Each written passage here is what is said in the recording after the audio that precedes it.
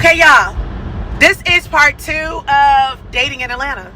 So do y'all remember my last video? I told y'all that I'm gonna label my guys, guy 1, 2, and 3. So I told guy 1 that he should call me, right? That's how I left our interaction. I was like, you should call me. He said noted. So y'all know guy 1 is a texter, right? And I crush on him, so I want to talk to him. So anyway, we have this very long, intimate conversation last night, and he basically tells me like he's dealt with different people, and some women like to text, some like to call. He's like, I didn't want to be intrusive, so which you prefer? I'm like, both.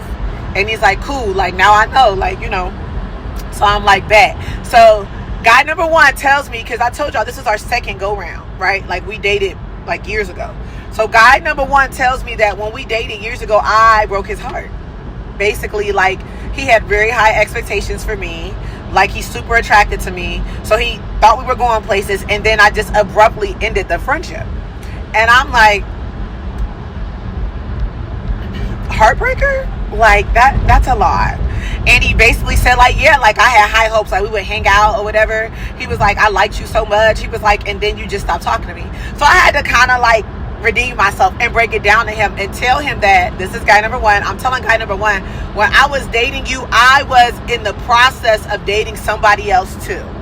And the other person I was dating was very aggressive and time consuming. For instance, he would say, come over here, let's go to lunch. Lunch turned into a day, right? Like we go to lunch and he want to go to the bar, then he want to go to the hookah bar, then he want to go to the strip club. You know what I mean? Like it would be a day.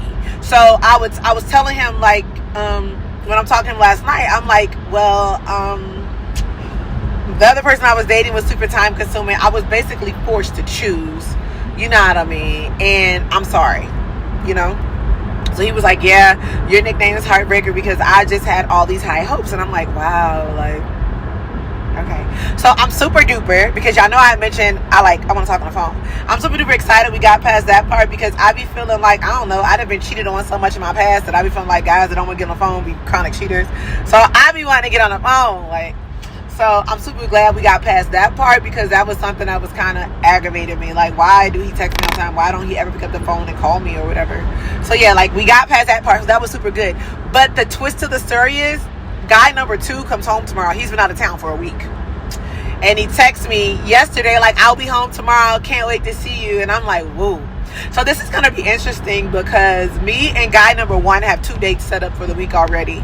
I'm going to have to figure out how I'm going to squeeze in guy number 2, because the things I like about guy number 2 are he's sporadic. He's older, right? He's sporadic. But one thing that gets under my skin about him is he doesn't always accommodate me the way I feel like I should be accommodated. So maybe I'll communicate that with him when I see him this week, because that aggravates me. Guy number 1, it's whatever. Like, definitely whatever. You want to go fishing? Let's go fishing. Like, whatever. Guy number 2 is not that way, like, at all. Like, we have a discussion about, like, what we want to do, and then we come up with a plan. And I hate it, because I definitely want to be in a situation where I'm adored and where I don't know, like, I just want him to, like, be crazy about me. And I be feeling like guy number 2 likes me and I'm cute, but he ain't, like, crazy about me. And I honestly feel like in my past relationship that I was in for a long time, when I sit back and think about all that we went through, he ain't really like me either. Like, he probably was cool. Like, he thought I was nice and wanted to lay up, and be with me and stuff like that. But when you think about all the things that people send you through, it'll let you know, and the things that they don't do, it'll show you, like, they really don't be really liking you for real. So I feel like guy number 2 is attracted to me, but do he really like me? Because why, when we're trying to, like, come up with, like, dates and stuff we want to do, why is it never like, but what do you want to do, and how can we facilitate that? And that's the part that I'm like, maybe I'm misunderstanding him, but I'm gonna bring that up to guy number 2 when we hang out this week, because I haven't seen guy number 2 in a week. He's been out of town. So guy number 1 has been like, yeah.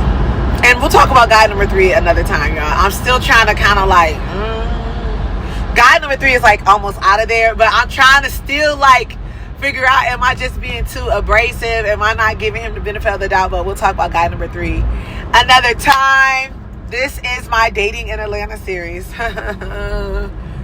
Dating in Atlanta to me is a joke, but right now it's given. Let's try it out. Let's see.